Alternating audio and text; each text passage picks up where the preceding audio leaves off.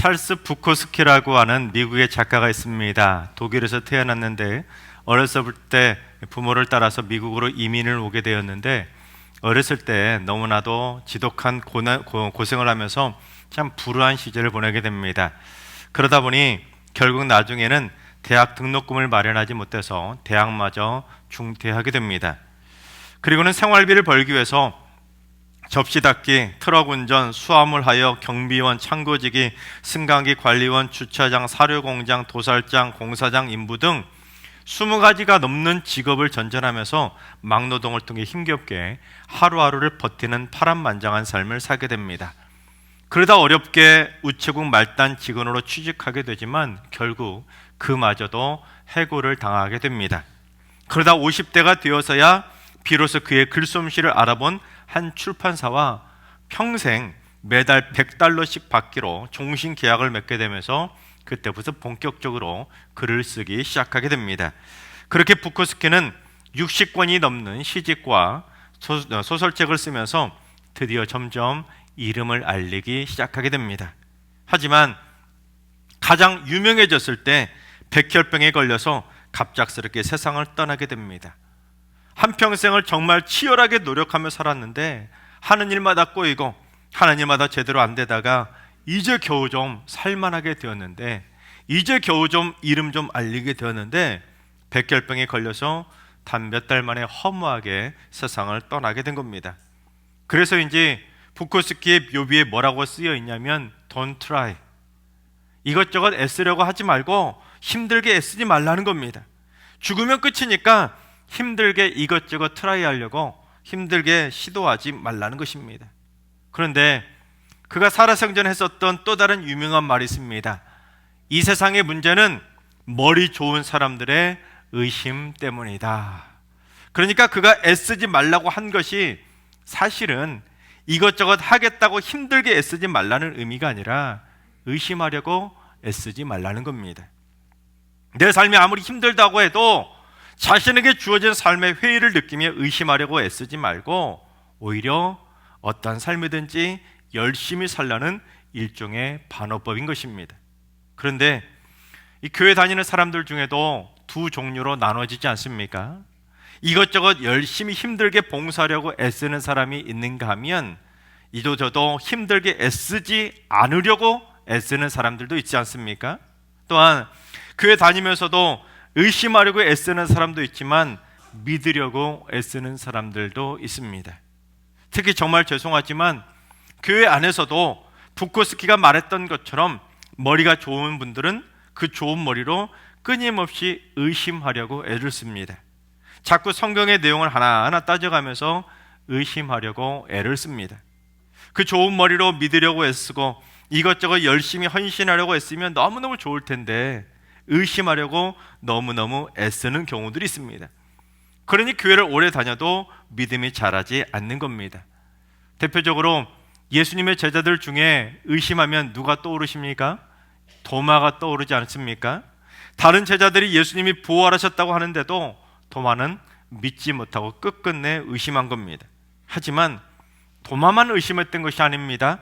본문 16절과 17절을 봉독해 보겠습니다. 예수께서 지시하신 산에 이르러 예수를 배웠고 경배하나 아직도 의심하는 사람들이 있더라. 자살한 가룟 유다를 제외하고 나머지 11 제자가 갈릴리에 있는 산에 이르러 예수님을 뵙고 예수님께 경배한 겁니다. 그런데 아직도 무슨 사람이요? 의심하는 사람 한 명이 아니라 의심하는 사람들이 있었다는 겁니다. 복수예요. 도마 한 사람만 의심하는 것이 아니라 다른 제자들 중에도 아직도 의심하는 제자들이 있었다는 것입니다. 여러분 얼마나 기가 막힙니까? 여러분 예수님의 제자들이 누구입니까? 예수님과 3년 동안 함께 다니면서 예수님의 말씀을 수없이 직접 들었던 자가 제자들이죠. 또한 예수님이 행하셨던 수많은 기적도 수없이 직접 목격했었습니다. 게다가 예수님이 자기들을 대신해서 십자가에서 죽으신 것도 직접 보았고 3일 만에 부활하신 예수님을 자기들이 지금 직접 만난 겁니다. 그리고는 다 같이 모여 예수님을 경배까지 하며 소위 예배까지 드린 겁니다. 그런데도 아직도 의심하는 제자들이 있었다는 것입니다. 그러니 얼마나 기가 찹니까? 아마도 오늘 지금 이 자리에도 그처럼 신앙생활 오래 하셨음에도 불구하고 아직도 의심하던 제자들처럼 아직도 의심하고 있는 분이 계실지도 모릅니다. 내가 구원받았다는 사실을 의심하는 겁니다. 지금 이렇게 떡과 잔을 나누며 함께 성만찬에 참여했고 세례까지 받았으면서도 예수님이 나의 구세주가 되신다는 사실을 의심하는 겁니다. 에이, 천국이 있을까? 지옥이 있을까? 내가 과연 천국 갈 수 있을까? 구원을 의심하는 겁니다. 또한 태초에 하나님이 천지를 창조하셨다는 사실 등 과학적으로 이게 무슨 소리냐, 맞지 않는다, 의심하는 거죠. 그러니까 교회 오래 다닌다고 해서 전부 다 믿는 것이 아니라 아직도 교회 안에는 의심하려고 애쓰는 사람들이 있다는 것입니다. 그래서 사실 제일 안타까운 사람은 교회를 다니면서도 아직도 의심하는 사람들 아니겠습니까? 교회를 다니지 않으면서 의심하는 거야 어쩔 수 없겠지만, 교회를 열심히 다니면서도 믿으려고 애쓰는 것이 아니라 의심하려고 애쓰는 분들이 정말로 안타까운 분들입니다. 따라서 지금부터 우리가 의심하지 않으려면 뭘 애써야 되는지 한번 살펴보도록 하겠습니다.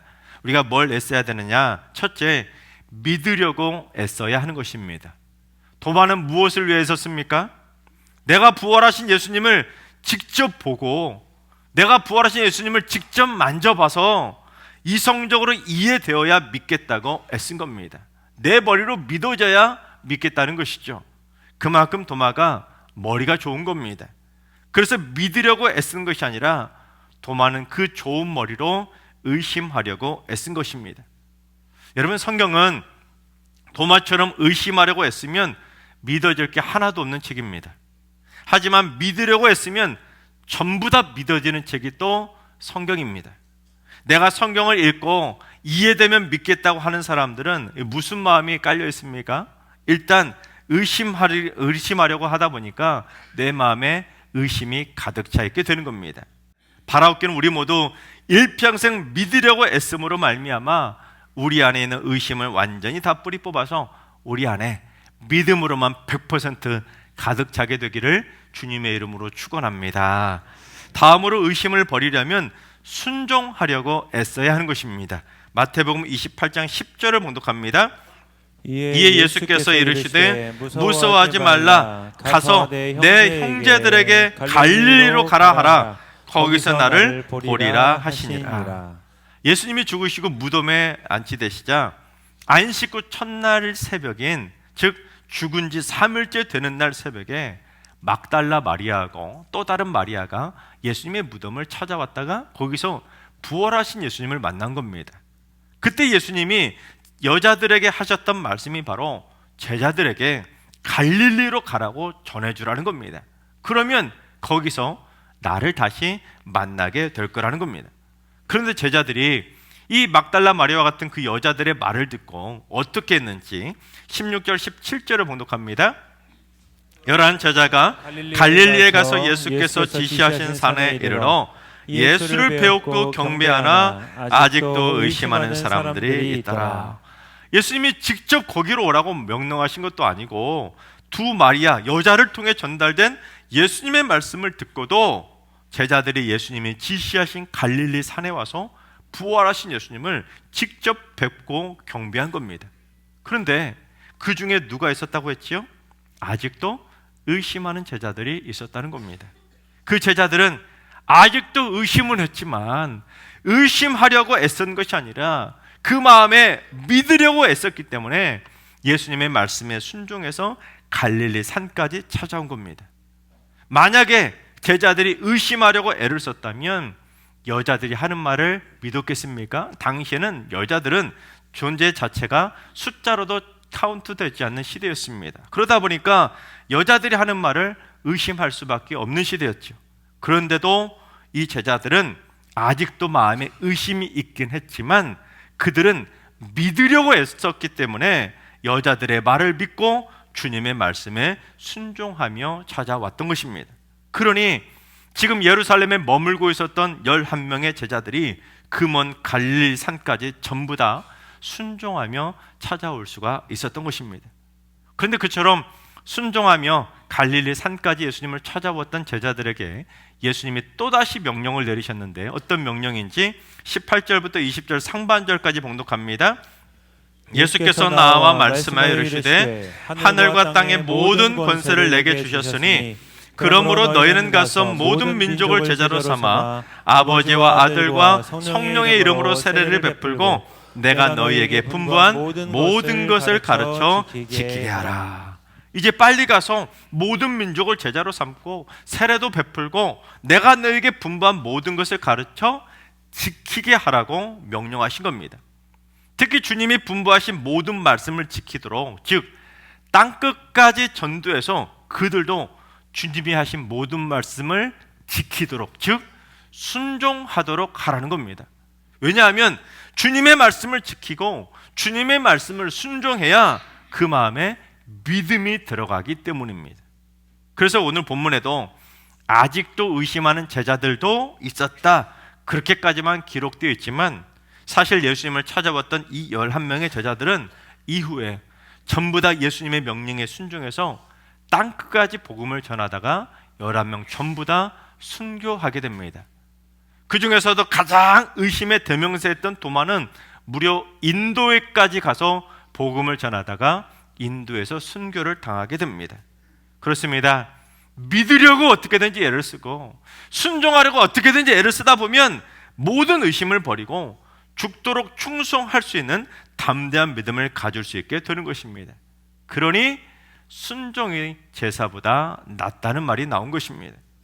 주님의 말씀대로 계속 사랑하고 말씀대로 계속 헌신하고 말씀대로 계속 전도하고 그처럼 주님의 명령을 따라 계속 순종하며 나아갈 때 주님이 내게 찾아와 주셔서 내 안에 자리 잡고 있던 의심을 다 뽑아내 주시고 그 안에 믿음으로 가득 채워 주시는 것입니다. 그러면 죽도록 충성할 수 있는 담대한 믿음을 가질 수 있게 되는 것입니다.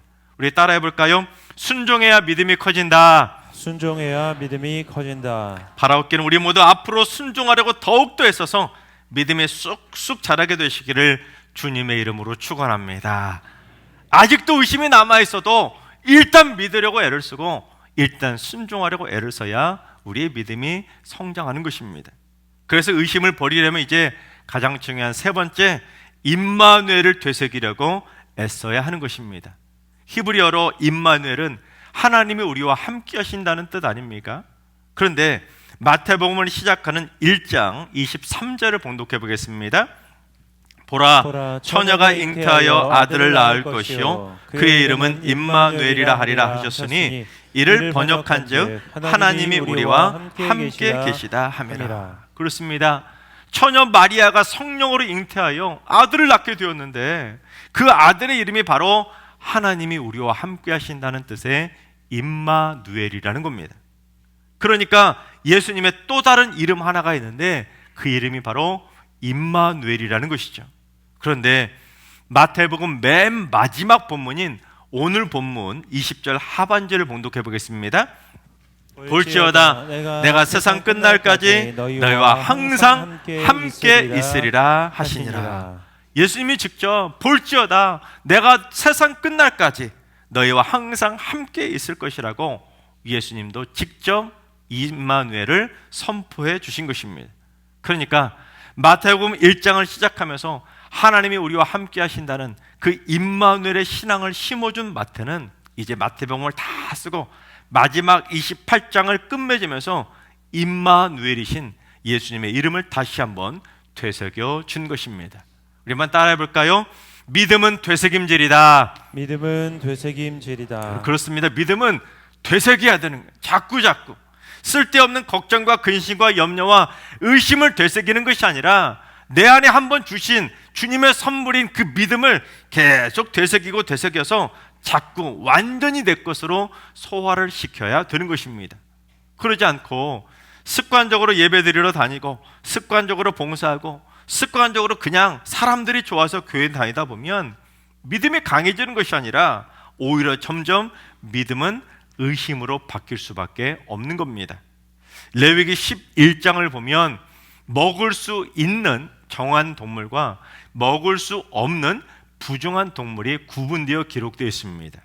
특히 소와 양처럼 정한 동물만 하나님 앞에 제물로 제사로 드릴 수가 있었고, 돼지처럼 부정한 동물은 가증하다며 제물로 드릴 수가 없었습니다. 그런데 정한 동물과 부정한 동물, 하나님께 드릴 수 있는 거룩한 제물과 바칠 수 없는 가증한 제물을 구분 지을 수 있는 가장 중요한 기준점이 뭐냐면 되새김질입니다. 되새김질. 즉, 한 번 삼킨 먹이를 다시 키워서 또다시 씹어 먹으면서 계속 되새김질 하는 동물만 정결해서 하나님께 제물로 드려질 수가 있었다는 것입니다. 마찬가지로 우리가 의심을 하려고 애쓰면서 의심의 생각을 계속 되새기다 보면 결국 믿음이 생기지 못하고 의심하게 되지만, 믿으려고 애쓰면서 하나님이 지금 나와 항상 함께 하신다는 임마누엘 신앙을 계속 되새김질하고, 하나님이 나와 함께 하시지, 어떤 순간에도 어디에서든지 하나님이 나와 함께 하신다는 임마누엘을 되새겨야 결국 우리의 믿음 안에 가득가득 믿음이 차서 하나님 앞에 흠이 없는 거룩한 산제물로 우리의 몸을, 우리의 삶을 바칠 수가 있게 되는 것입니다. 여러분, 오늘 오후에 임직식이 있는데 장로, 안수집사, 권사, 항존직을 세우는 임직식이 있습니다. 이 항존직이라고 우리가 많이 부르는데, 그런데 한국계 많은 분들이 오해하는 게 뭐냐면, 항존직이라는 말이 한 번 직분을 받으면 죽을 때까지 그 직분을 쭉 가지고 간다는 뜻의 평생직 또는 종신직이라고 오해하십니다. 그런데 이 항존직의 개념을 누가 처음 사용했냐면 종교개혁자인 칼뱅이 제네바 교회 법령을 제정하면서 처음 사용했습니다. 임시직과 구별하기 위해서 이 교회 안에 항상 존재해야 하는 중요한 직분을 임시직과 구별되는 항존직이라고 구별한 것입니다. 그래서 항존직은 평생직이나 종신직이 아니라 한자로도 항상 항 있을 존입니다. 평생직이 아니라 교회라는 공동체 안에 항상 존재해야 하는 직분이 바로 항존직이라는 것입니다. 그때 칼뱅이 처음으로 규정했던 항존직 직분이 4가지가 있었습니다. 목사, 장로, 집사, 교사. 오늘날 항존직하고는 다르지 않습니까? 그런데 칼뱅이 처음으로 그처럼 항존직을 규정했던 이유는 하나님으로부터 특별한 부르심을 받은 항존직들이 교회 안에 항상 존재하면서 하나님께 받은 은사를 가지고 항상 섬기라는 것입니다. 특히 가르치는 은사를 받은 교사들도 항상 교회에 존재하면서 항상 성도들을 가르치라는 겁니다. 요즘 말로 말하면 교회에서 살다시피 하면서 교회에서 열심히 항상 주를 위해 충성하는 항존직이 바로 목사, 장로, 집사, 교사였다는 것입니다. 이런 마찬가지입니다. 내 기분과 감정에 따라 오고 싶으면 오고, 가고 싶으면 가고, 아니면 말고, 섬기고 싶으면 섬기고, 섬기기 싫으면 말고, 이 예배는 드리고 싶고 저 예배는 드리기 싫고, 자기 기분과 감정에 따라 교회에 있고 말고 섬기고 말고를 선택하는 존재가 항존직이 아니라, 하나님의 특별한 부르심을 받은 항존직은 항상 주님이 임마누엘로 항상 우리와 함께 하시며 항존해 주시는 것처럼 우리도 항상 교회에 머물면서 항상 섬기라고 세운 존재가 바로 항존직이라는 것입니다. 그게 바로 칼뱅이 항존직을 세웠던 진짜 목적입니다. 그러니까 사실 항존직은 교회에 항상 머물면서 항상 존재하며 섬겨야 되니까 얼마나 힘들겠습니까? 그냥 나이롱 명예직이 아니라 매 예배마다 참석하며 엄청 그 존재를 항상 있어야 되는 존재이기 때문에 책임감이 요구되는 부담스러운 직분이 바로 항존직인 것입니다. 그러나 여러분, 항존직만 항상 임마누엘을 되새기면서 항상 교회에 나와 항상 섬기려고 할 것이 아니라 예수님을 믿는 우리 일반 성도들도 항상 임마누엘을 마음속에 계속 되새기면서 하나님이, 주님이 나와 항상 함께 하시며 항존해 주신 것처럼 나도 항상 교회에 나가고 항상 섬기려고 힘써야 의심을 버리고 믿음이 성장하는 항존하는 신앙이 될 수 있는 것입니다. 그리고 우리 모든 그리스도인들은 삶 속에서도 어디서든지 항상 임마누엘을 되새기면서 삶 속에서도 항상 믿음의 향기를 바라며 살아가야 하는 것입니다. 여러분, 그렇습니다.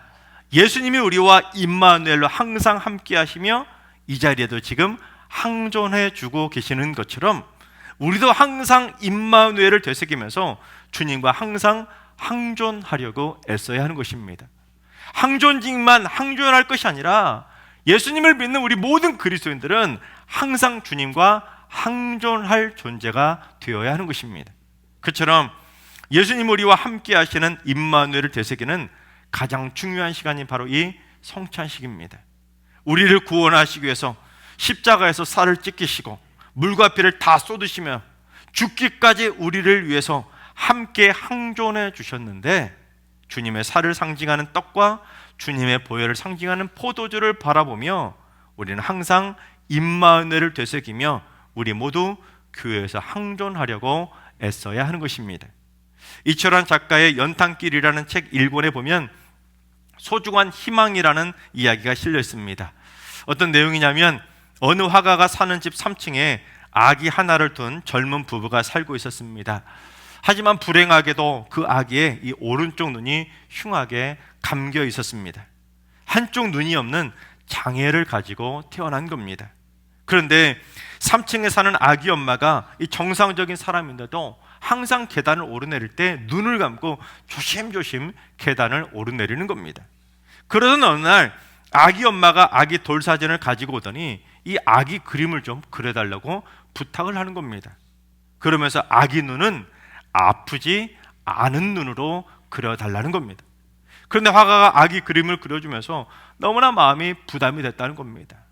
안 아픈 아이의 눈으로 그려다 보니까 다른 부분을 다 그리고 나서 마지막에 눈을 그려 놓으려고 하는데 자꾸 마음에 들지 않는 겁니다. 그래서 몇 번이나 지우다가 겨우 3번 만에 겨우 그림을 완성하게 됩니다. 아기 엄마가 그림을 받아보고는 너무너무 기뻐한 겁니다. 그러면서 엄마가 이런 얘기를 하는 겁니다. 우리 아기가 더 크면 우리 아기한테 제 눈을 이식해 줄 거예요.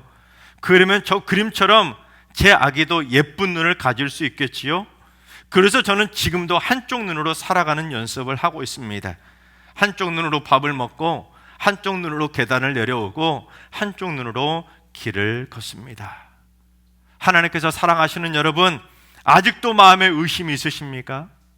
주님은 우리를 구원하시기 위해 우리에게 후회하지 않는 아름다운 인생을 선물해 주시기 위해 우리가 세상을 아름답게 바라보며 살 수 있도록 하시기 위해 못자국 난 손과 발로 지금까지 우리와 항상 함께 해 주셨고 지금 이 자리에도 우리와 함께 거하고 계시고 앞으로도 우리와 항상 함께 영원토록 항존해 주실 줄로 믿습니다.